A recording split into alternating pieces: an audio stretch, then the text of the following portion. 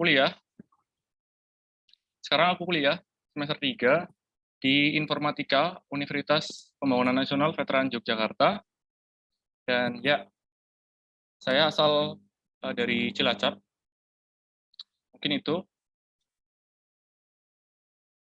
Mungkin langsung aja ya untuk ke materinya aja. Oke, tunggu bentar. Share screen. Oke, apakah udah terlihat, teman-teman? Udah, Kak. Oke, siap. Oke.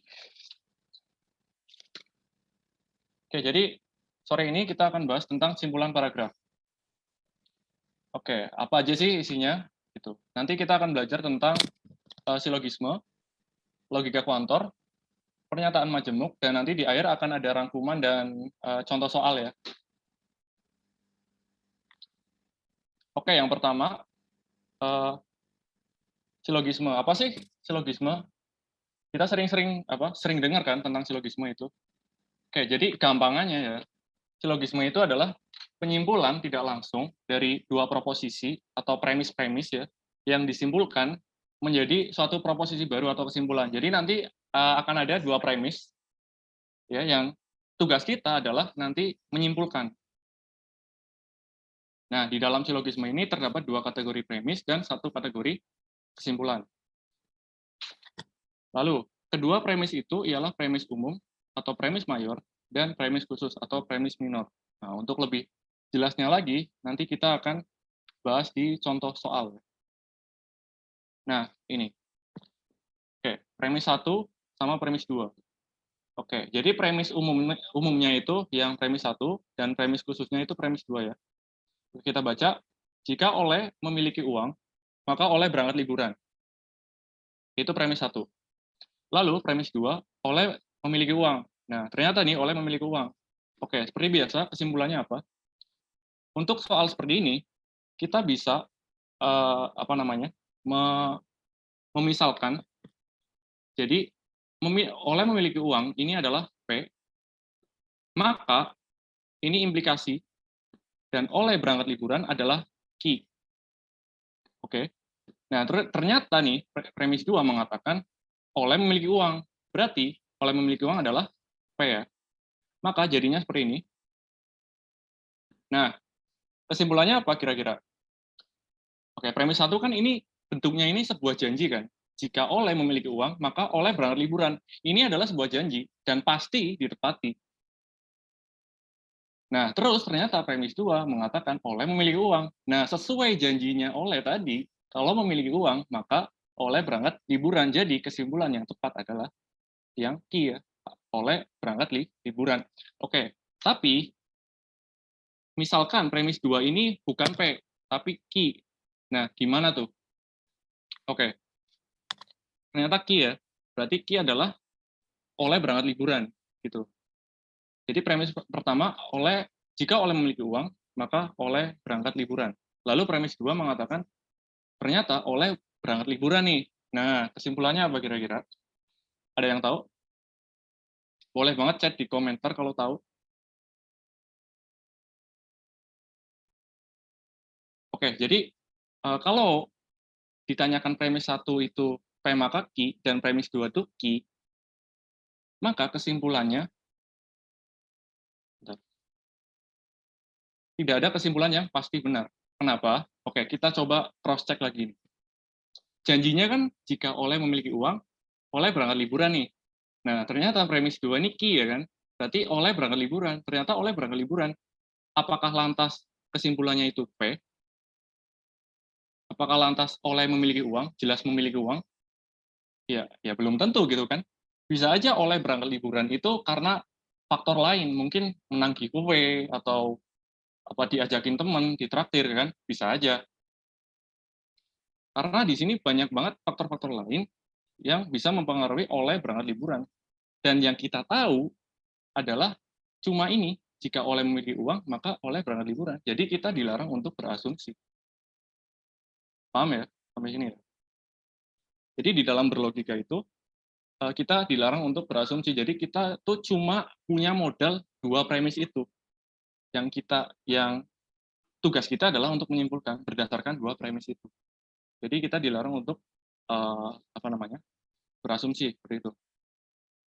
Oke, jadi P maka Q ini tidak ekivalen dengan Q maka P. Ini tidak ekivalen. Kenapa? Karena sifat implikasi itu adalah searah. Ini kan searah kan? Nah, searah. P maka Q ya belum tentu Q maka P. Itu aja, simple aja. Oke, contoh 2. Premis 1 nih. Jika oleh mandi, maka oleh basah. Ternyata premis 2 mengatakan oleh tidak basah nih. Nah, kesimpulannya apa? Oke, seperti biasa, kita misalin nih ya. Oleh mandi, berarti kan oleh mandi ini P ya. Oleh mandi, maka oleh basah. Oleh basah ini Q.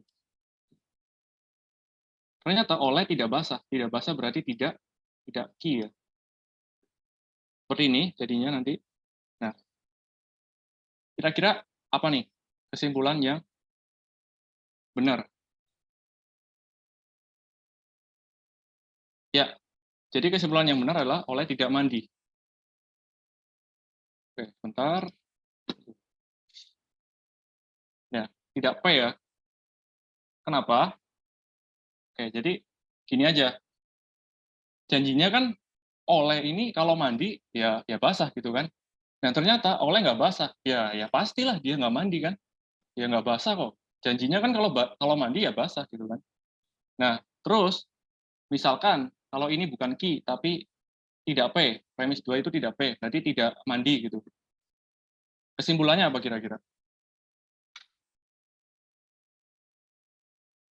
Jika P maka Q, jika oleh mandi maka oleh basah. Ternyata tidak P, tidak mandi nih, oleh tidak mandi. Maka kesimpulannya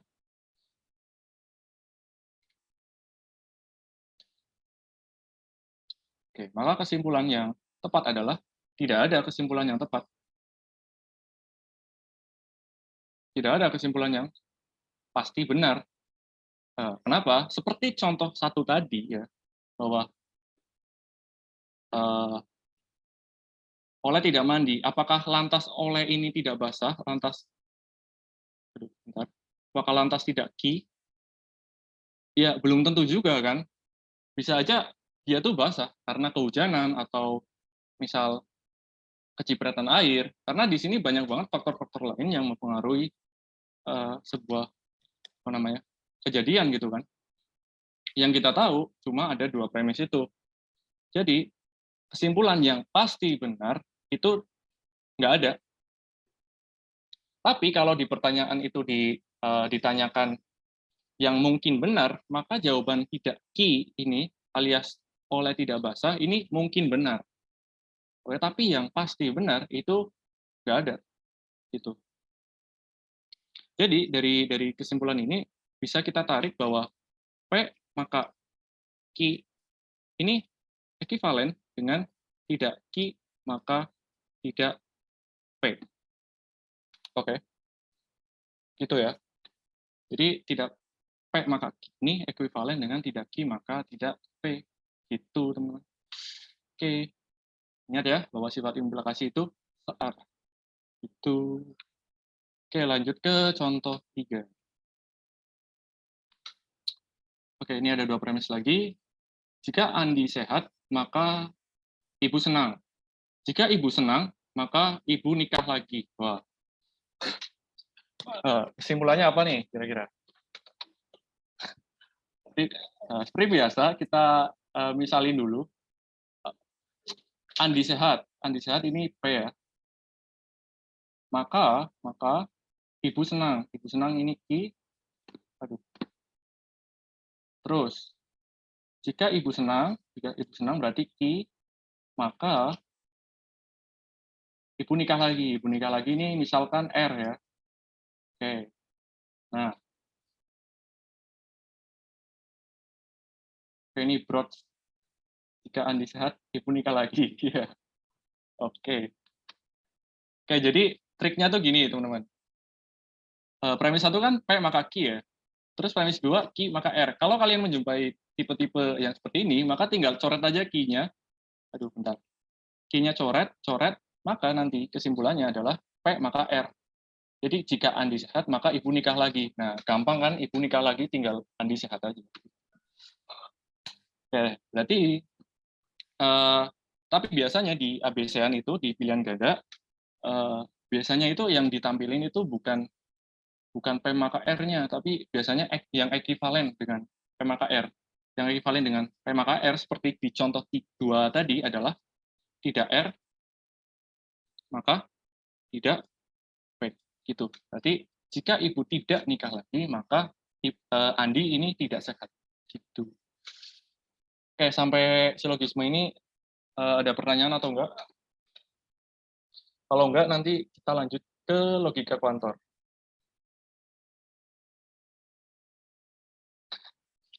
Kok serem?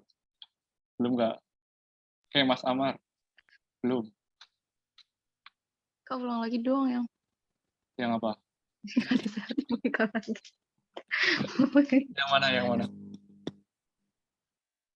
Karib. Yang mana?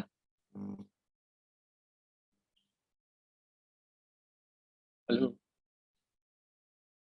Kurang jelas suaranya. Yang mana? Yang diulang?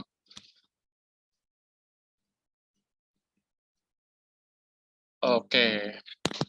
Banyak panggilan tak terjawab. Lanjut aja ya. Oke, ke logika kuantor. Jadi kunci dari logika kuantor, kata kuncinya itu ada kata ada, sebagian, semua, atau setiap ya. Lalu kuantor ini ada 2 jenis, nanti ada kuantor umum yang disimbolkan dengan A kebalik ini, yang dibaca untuk semua atau untuk setiap. Jadi semua setiap ini disimbolkan dengan ini ya, A kebalik.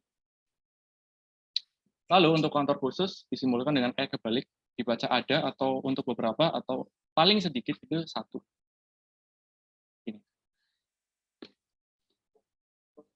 Oke. Lanjut ke contoh. Oke, ini. Semua presiden itu cerdas. Nah, berdasarkan premis di atas, manakah kesimpulan yang tepat?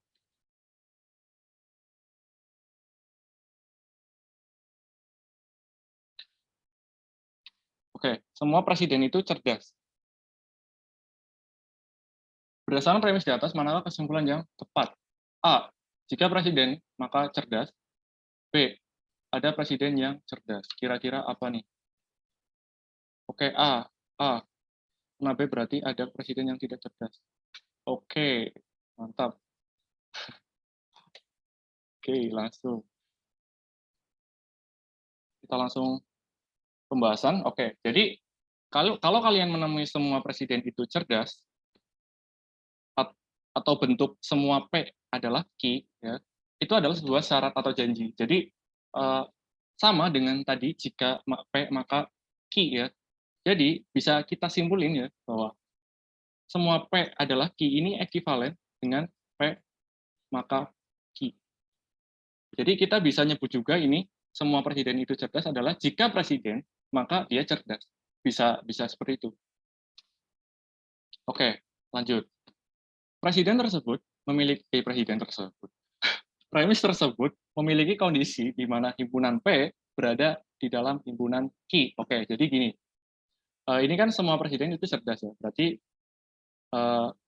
ini tuh cerdas, dan presiden itu di dalamnya. Karena semua presiden ini tuh cerdas, jadi di dalam cerdas ini. Nah, akan tetapi semua P adalah Q, tidak berarti ada P yang adalah Q. Karena masih berbentuk syarat sehingga himpunan P ini masih kosong. Nah, kalau kalian menemui semua P adalah Q, ini adalah masih sebuah janji, sebuah bentuk syarat. Jadi belum ada belum ada subjeknya di dalamnya. Jadi masih kosong gitu. Himpunannya ini masih kosong. Jadi kalau kita mengatakan ada presiden yang cerdas, ya belum tentu, karena himpunan ini masih kosong. Yang kita tahu kan semua presiden itu cerdas. Ya udah, dari pilihan ini, yang kesimpulan yang tepat ya sesuai penjelasan yang pertama tadi, bahwa ini P maka Q, yaitu jika presiden maka cerdas. Udah, jawabannya yang A. Itu aja. Oke ya.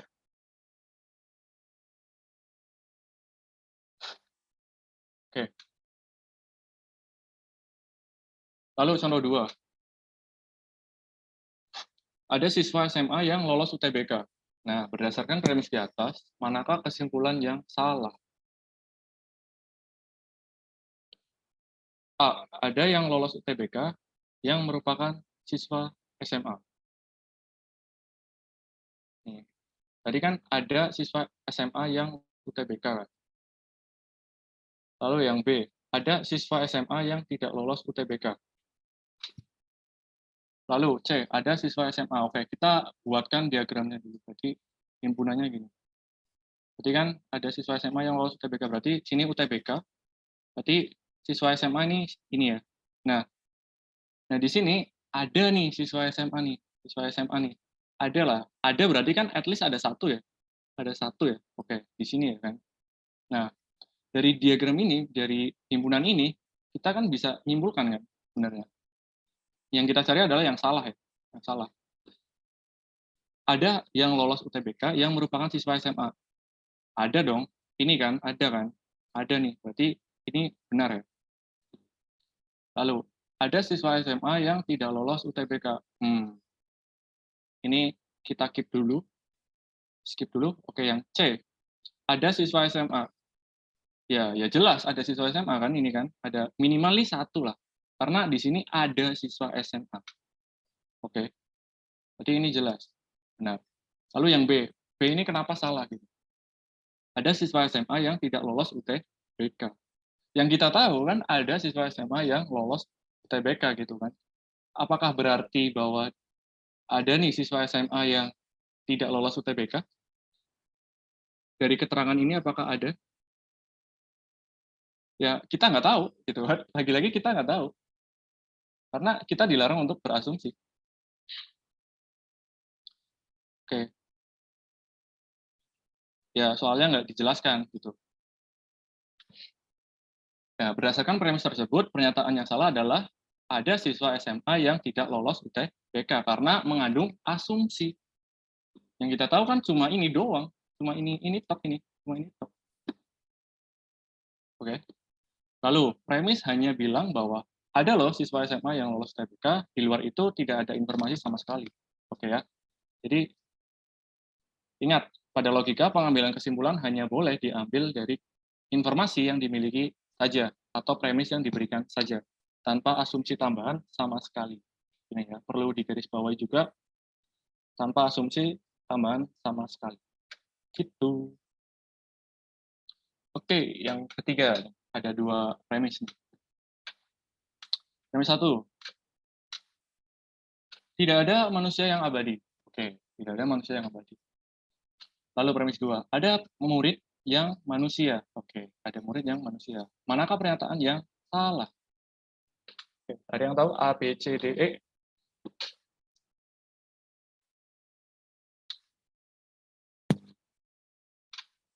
Oke, langsung aja ya. Oke, kita cross check dulu yang ada yang jawab yang B. Oke, A, semua murid adalah manusia. Semua murid adalah manusia. Oke. Ini sedikit gimana ya? Kayak kurang gitu ya. Oke, kita lanjut dulu ya yang B. Ada manusia yang tidak abadi dan itu murid. Oke, kita cek ke premis 2. Ada manusia yang tidak abadi dan itu murid. Berarti ini ada murid nih yang manusia kan? Ada nih, at least satu lah ya. Murid yang adalah manusia. Lalu dijelaskan di sini bahwa tidak ada manusia yang abadi. Berarti kalau dia manusia, ya dia tidak abadi kan? Nah, di sini kan ada manusia yang tidak abadi dan itu murid. Nah, maka berarti pernyataan yang B ini benar kan? Jadi nggak termasuk kriteria ini.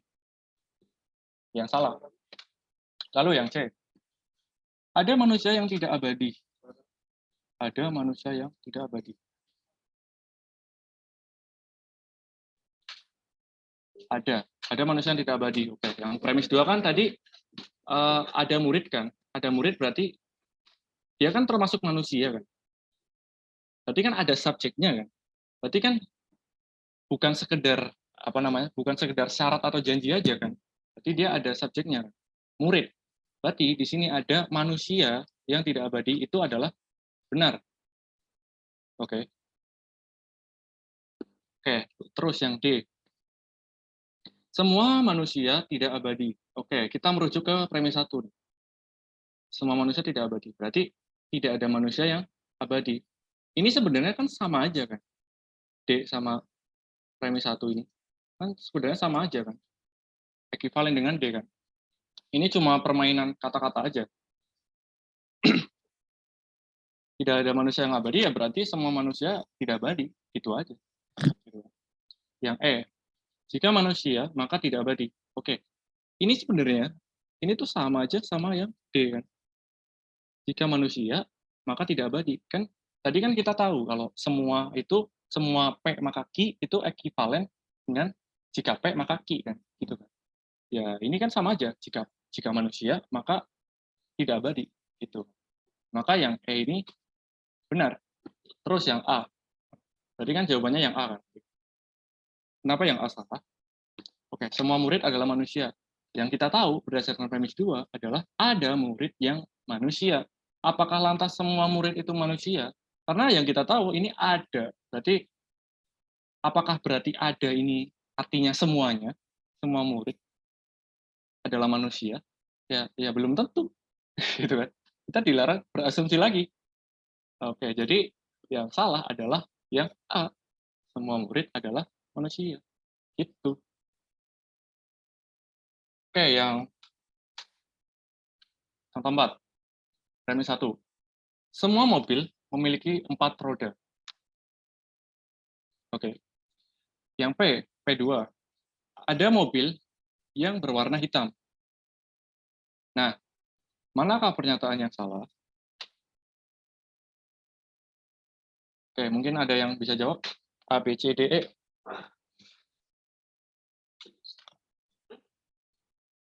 Oke, langsung aja ya ke pembahasannya. Ini ada yang D. Oke. Yang D ini apa lagi? Oke, langsung kita bahas aja yang dari yang A.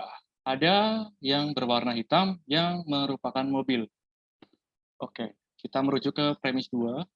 Ini kan ada mobil yang berwarna hitam. Itu kan sama aja berarti ada yang berwarna hitam. Ada nih benda yang berwarna hitam yang merupakan mobil kan. Sama aja kan ini kan artinya dengan premis 2 kan. Ya toh? Berarti ini benar ya. Lalu yang B.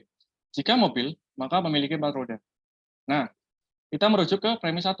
Jika mobil memiliki 4 roda. Berarti kan kalau semua P maka Q, ini ekivalen dengan jika P maka Q kan. Dan yang B ini adalah bentuk dari jika P maka Q kan. Nah, maka yang B ini adalah benar. Oke, yang C.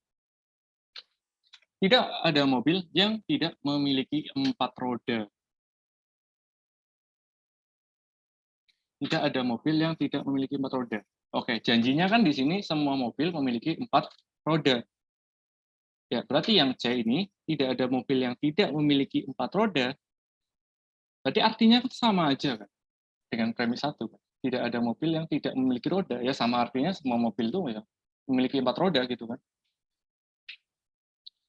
Berarti jawabannya C ini masih benar ya. Yang kita cari adalah yang salah. Terus yang D. Semua yang memiliki 4 roda adalah mobil. Nah, ini nih.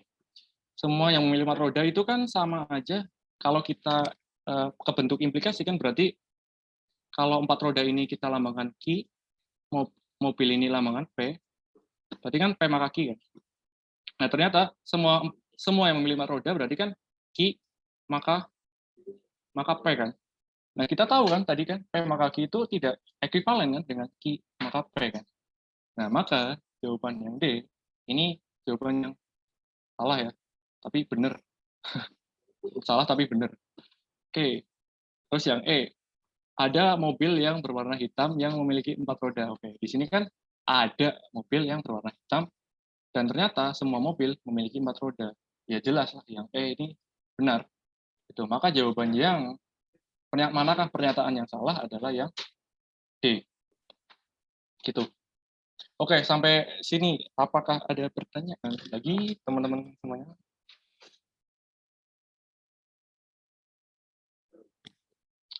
Oke, kalau nggak ada, aku lanjut aja.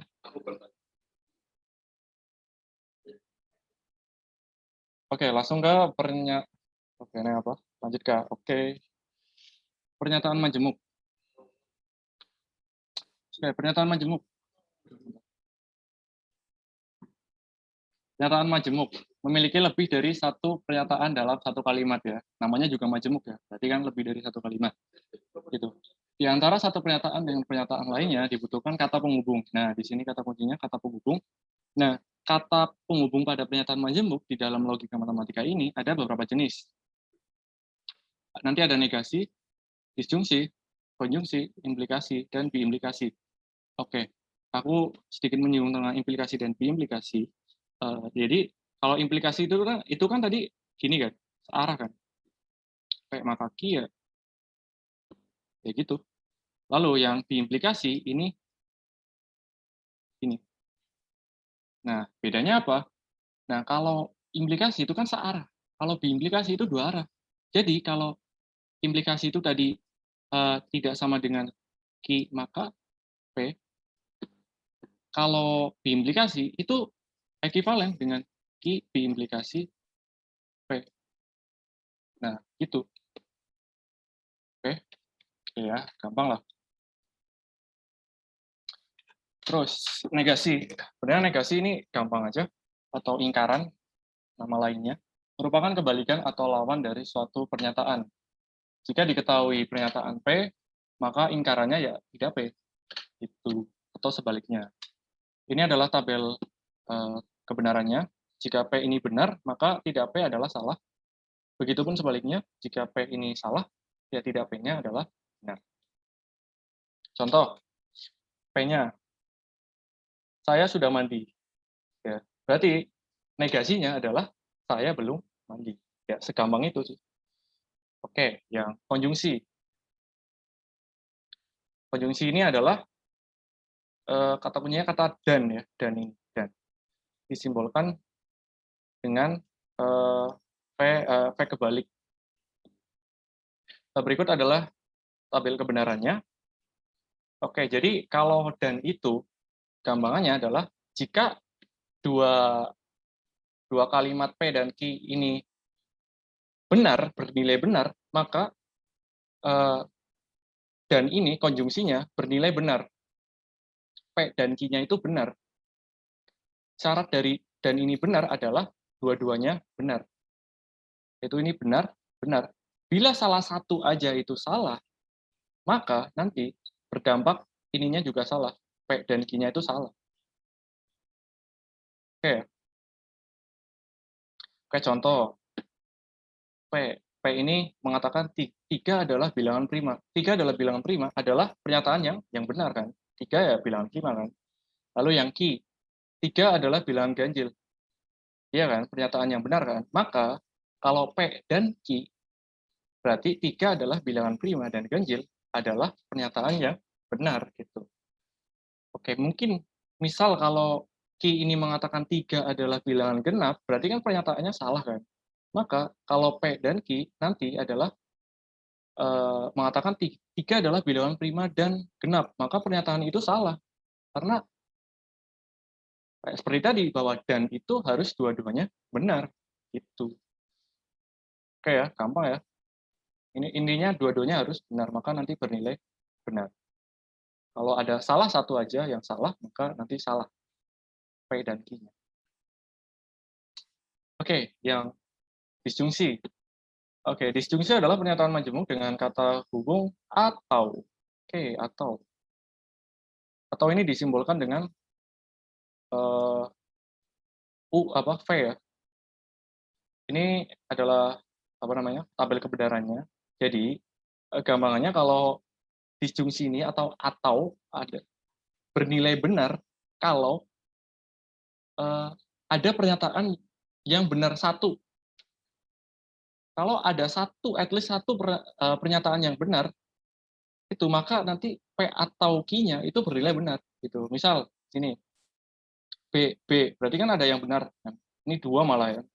Maka ya P atau Q-nya ya benar. B atau S, ada satu kan yang benar kan. Berarti kan P atau Q-nya benar. S atau B, berarti kan benar kan. Nah, kalau S atau S ini kan salah atau salah kan. Ya maka P atau Q-nya ya salah gitu. Oke, contoh. P, paus adalah mamalia. Benar kan? Pernyataan bernilai benar. Lalu yang Q, paus adalah herbivora. Nah, paus adalah herbivora adalah pernyataan yang salah kan. Nah, lalu jika P atau Q, maka nanti bunyinya paus adalah mamalia atau herbivora. Nah, tadi kan seperti yang kita tahu kalau at least ada satu yang benar aja, maka disjungsi ini bernilai benar kan. Maka P atau Q ini adalah pernyataan yang bernilai benar. Gitu. Gampang ya? Oke, jadi rangkumannya gitu aja. Tadi kita belajar tentang silogisme, di sini nanti kita belajar tentang modus ponens, modus tollens yang seperti ini, modus silogisme yang Q-nya dicoret, terus ada logika kuantor yang kata kuncinya itu ada, sebagian, semua, setiap, dan perlu diingat tadi bahwa semua P adalah Q itu adalah sebuah syarat atau janji, dan premis tersebut juga bermakna sama dengan jika P maka Q ya. Akan tetapi, semua P adalah Q tidak berarti ada P yang adalah Q, karena masih berbentuk syarat. Sehingga himpunan P itu masih kosong. Lalu, pada logika itu, pengambilan kesimpulan hanya boleh diambil dari informasi yang dimiliki saja, atau premis yang diberikan saja, tanpa asumsi tambahan sama sekali. Jadi intinya sih, kita dilarang untuk berasumsi. Dan kita ditugaskan untuk menyimpulkan dari premis yang ada aja. Kita dilarang untuk berasumsi. Gitu. Lalu yang kalimat majemuk, tabel kebenaran seperti ini. Itu bisa kalian baca juga. Oke, mungkin itu. Sampai sini, apakah ada pertanyaan? Nanti kita lanjut ke contoh soal untuk di UTBK-nya, beserta bacaannya.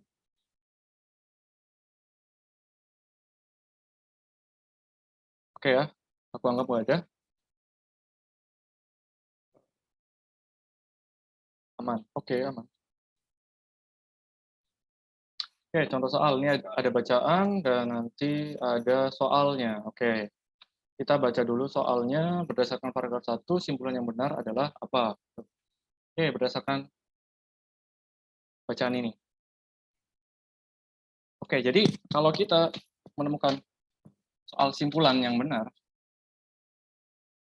triknya adalah kita langsung ke bagian soalnya ya, langsung ke sini. Berdasarkan paragraf 1, simpulan yang benar adalah, oke, terus kita langsung cari kata kuncinya.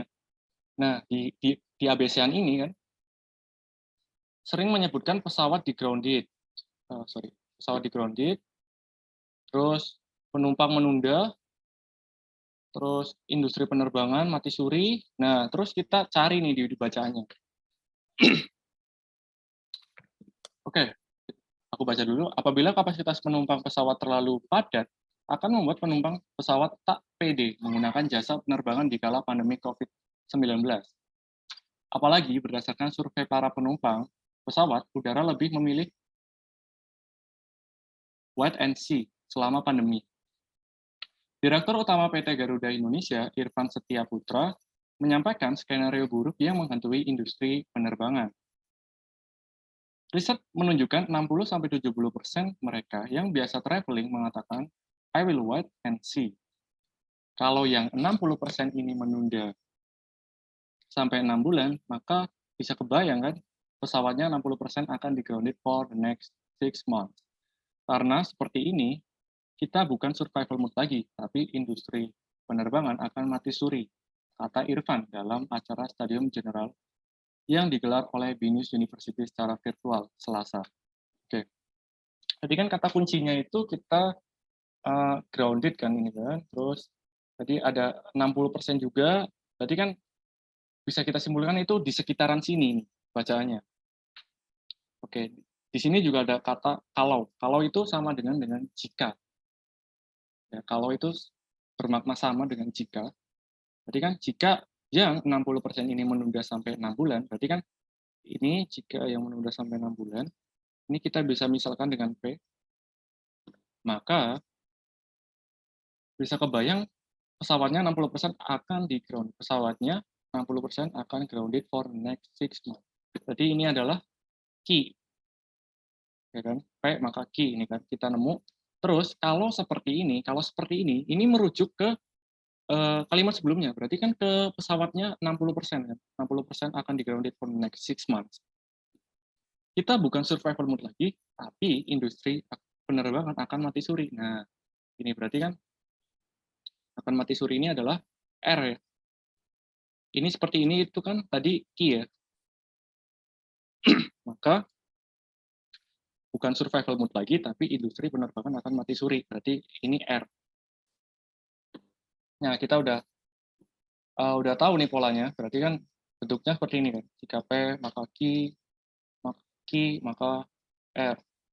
Nah, seperti biasa kita coret saja, maka nanti P maka R. Jadi kesimpulannya nanti P maka R. Nah, oke di pembahasan. Bentar ya.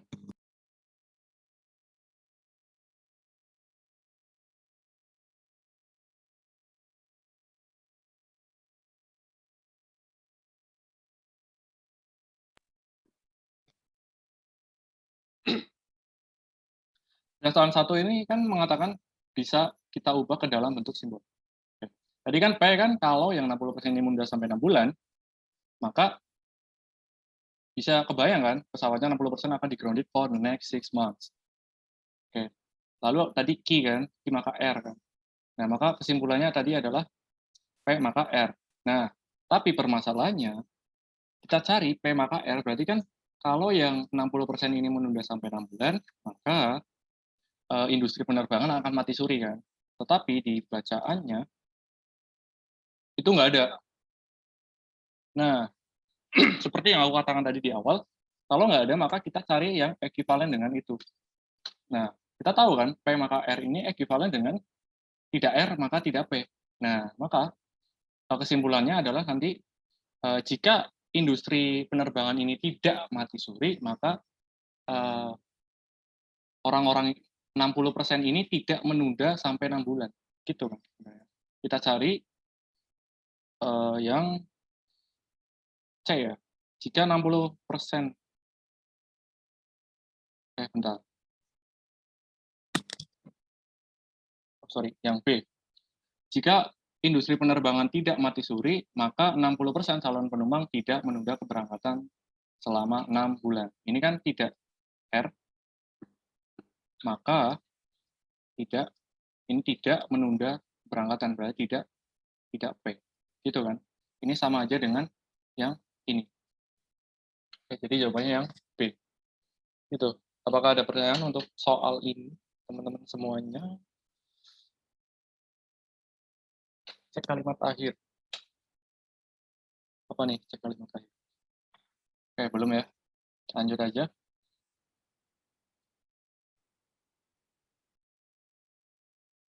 Oke, berdasarkan paragraf satu lagi, jika industri penerbangan mati suri, maka yang dapat disimpulkan adalah, oke, tadi kan kita udah menyimpulkan kan tadi kan, jika P maka Q, Q maka R, terus kesimpulannya P maka R.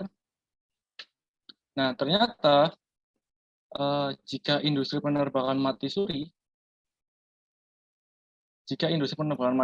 tadi kan industri penerbangan mati suri adalah yang R ya. Berarti kan R ya. Ini kan. Berarti kan P maka R, lalu premis 2 mengatakan R. Nah, gimana tuh? Kesimpulan yang tepat adalah iya, jadi kalau nggak ada jawabannya yang pas banget, itu cari yang ekuivalen.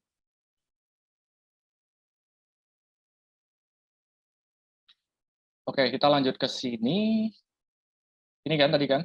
Tadi kan kesimpulannya kan yang P maka Q, Q maka R itu kan P maka R kan? Nah, ternyata ada tambahan lagi nih. Faktanya, industri penerbangan mati suri. Nah, ternyata R. Nah, kesimpulan dari eh, apa namanya, dua premis ini apa nih kira-kira? P maka R, R. Cuma, bukan Kak. Oke, langsung kita bahas aja ya. Oke.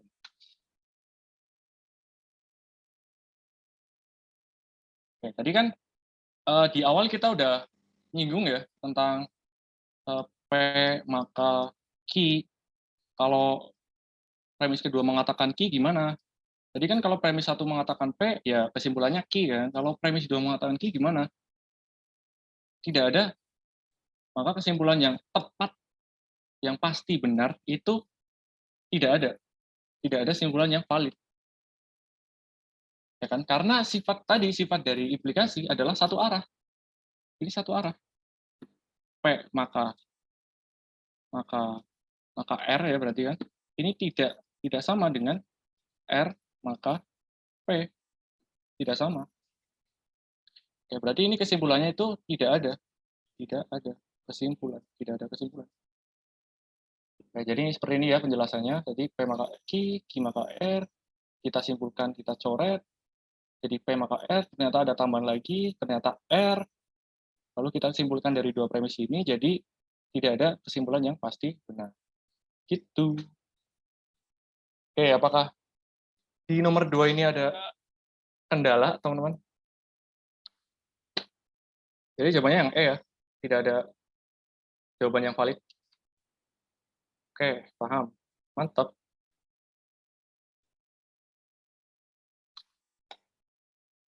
Ya, lanjut aja. Ini contoh bacaan kedua. Jadi soalnya seperti ini. Berdasarkan paragraf 1, simpulan yang benar. Oke, lagi-lagi simpulan yang benar berdasarkan paragraf 1. Oke. Ini kan kata kuncinya tidak sedang berjuang putus cinta, medsos, move on, penyembuhan patah hati. Ya, begitupun dengan B, C, D, E juga sama. Berarti kan kata kuncinya gini kan. Kita cari aja di bacaannya. Kita baca dulu. Psikologis dan kontributor website Cinta Exaholic pernah mengatakan bahwa salah satu cara agar lebih mudah untuk melalui kesedihan dan stres berat pasca putus cinta adalah dengan menjauhi media sosial. Nah, terus, ketika seseorang sedang berjuang dalam putus cinta dan aktif di media sosial, akan membuat sulit untuk move on, dan masa penyembuhan patah hati akan lebih lama, kata Dr. Courtney Warren, seperti dikutip dari Bustle. Menurut Dr. Courtney, di awal-awal putus cinta, cara tersebut sangat efektif untuk puasa buka media sosial, karena akan dengan mudahnya mantan kekasih berseliweran di media sosial. Gitu. Oke, tadi kan kata kuncinya itu ada putus cinta ya. Jadi di sini, tadi media sosial juga, move on juga. Oke, jadi ini nggak jauh-jauh dari sini nih sebenarnya. Oke, berarti mungkin dari sini. Oke, jadi kita analisis dulu. Ketika seseorang sedang berjuang dalam putus cinta, oke, nih, seseorang berjuang dalam putus cinta. Ini kita anggap apa namanya, P ya. Dan itu simbolnya apa tadi? Ini ya, P kebalik ya. Dan aktif di media sosial. Aktif di media sosial kita misalkan Q ya. Q akan membuat, berarti akan membuat sama aja maka kan. Maka ini maka membuat sulit untuk move on. Sulit untuk move on kita misalkan R ya. Dan lagi kita misalkan seperti ini, dan masa penyembuhan patah hati akan semakin lama. Oke, penyembuhan patah hati akan lebih lama. Berarti R, kita misalkan S. Oke, jadi dari sini kita bisa tarik ya. dan Q, maka R dan apa namanya? Dan S ya. Nah, ini dari pernyataan ini kita bisa nyimpulin apa nih? Kalau ada soal seperti ini biasanya yang ditanyakan adalah yang ekuivalen sebenarnya. Kita tinggal otak-atik aja seperti ini. Oke. Oke, simak yang bacaan tadi. Lalu yang P kita misalin seperti tadi ya. Sedang berjuang putus cinta, ini P, R adalah aktif di media sosial, Q adalah sulit untuk move on, dan masa penyembuhan patah hati akan lebih lama. Oke, secara simbol tadi seperti ini, P dan R, maka Q dan S. Nah, ini tuh ekuivalen. Kalau kita misalin dulu ya, misal ini P dan R itu kita misalin A deh. Maka Q dan S, kita misalin B. Oke.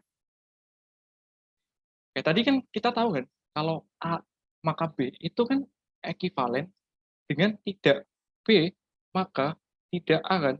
Nah, terus kita tarik ke sini nih, kita jembrengin lagi nih, jabarin lagi nih di sini. Tidak B. B itu apa? B itu kan tadi tidak Q dan S kan. Berarti kan tidak dalam kurung Q dan S. Maka tidak Q, tidak Q ini tidak A ya maksudnya. Tidak A, A itu adalah P dan R. Jadi tidak P dan R gitu kan jadinya kan sama aja kan. Nah, terus negasinya itu kita substitusi distribusikan gitu ya ke dalam kurungnya. Gimana caranya? Kayak pertama kita perhatian dulu ini negasi sama Q-nya. Kita kali gini kayak distribusi biasa, maka dikalikan jadi tidak Q ya, tidak Q. Terus negasi dari dan ini kalau kita masuk ini jadinya atau ya, jadi disjungsi. Oke. Kalau ini masuk ke S, negasi S jadi tidak S, maka nanti jadinya tidak Q atau tidak S. Gitu. Begitupun kita juga terapkan ke sini, tidak P dan R. Ini kita substitusi ke sini, ke sini, ke sini. Nah, maka nanti tidak P, terus dan-nya ini jadi atau, terus ke sini jadi tidak R. Jadi nanti kesimpulannya itu seperti ini. Itu. Jadi nanti kesimpulannya tidak Q atau tidak S, berarti tidak Q atau tidak S berarti apabila tidak sulit untuk move on atau masa penyembuhan patah hati tidak lebih lama, maka seseorang tidak dalam putus cinta atau tidak aktif di media sosial. Itu kita cari aja di jawabannya. Yang C ya, ya. Jadi jika seseorang tidak sulit untuk move on atau ini kan tadi tidak sulit untuk move on berarti kan Q kan, tidak Q atau masa penyembuhan patah hati tidak lama ini tidak S ya, tidak S ya. Ini kebalik mungkin. Maka tidak sedang berjuang dalam putus cinta atau tidak menggunakan media sosial. Jadi sama nanti seperti ini. Oke, jadi nanti jawabannya yang C gitu. Oke, mungkin ini udah selesai. Apakah ada pertanyaan terkait materinya secara keseluruhan? Boleh banget ditanyain.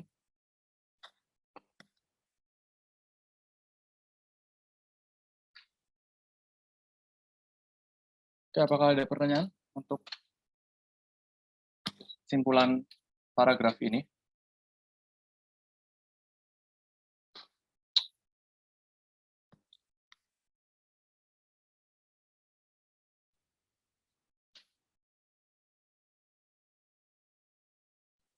Apa nih? Jadi kalau P maka Q, tapi tidak Q belum tentu P ya Kak? Iya betul. Jadi kalau tadi yang mana ya? Nah yang ini, yang bentar. Nah yang ini, yang P maka Q lalu premis 2 Q, ya belum tentu P. Tapi kalau misal nanti kalian menemukan di soal ternyata, apa namanya, simpulan yang mungkin benar, itu jawaban P itu mungkin benar, mungkin. Tapi kalau yang pasti benar, itu nggak ada jawaban yang valid, nggak ada simpulan yang valid. Ya, kecuali biimplikasi. Kalau biimplikasi itu dua arah kan, jadi kan P biimplikasi Q, maka sama aja dengan Q biimplikasi P.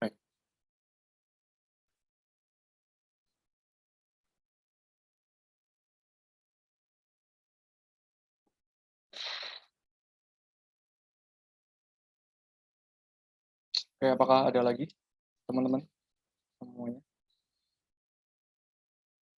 Oke.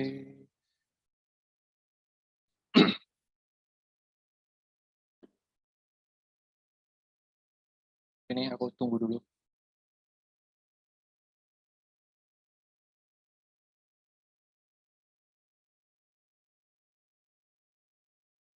Oke, kalau nggak ada, ini apa? Berarti P masih bisa mungkin benar gitu, Kak? Iya, betul. Kalau ini tergantung soalnya sebenarnya sih. Kalau ditanyakan simpulan yang mungkin benar dan di jawaban apa di ABC-nya itu nggak ada pilihan, tidak ada yang simpulan yang valid ini tidak ada, maka nanti kamu cari yang P-nya.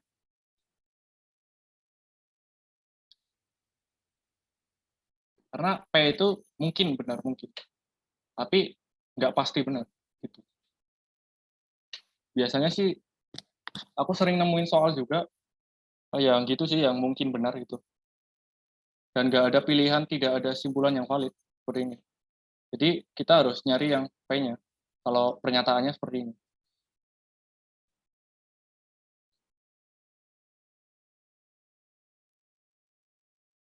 Gitu.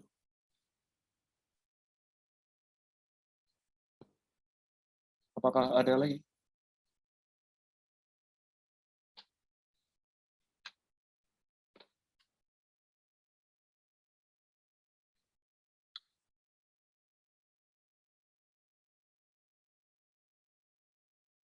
Oke, paham. Ya, sama-sama. Oke. Oke, kalau nggak ada mungkin uh, aku udahan dulu ya. Oke, aku stop share dulu. Oke, untuk kelas sore ini mungkin cukup